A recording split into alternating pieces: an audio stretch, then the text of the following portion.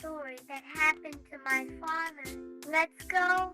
My father needed to go to an old pastry shop.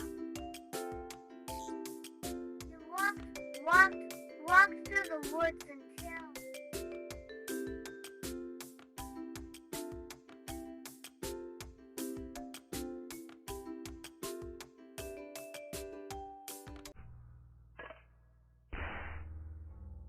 he found the bad cat.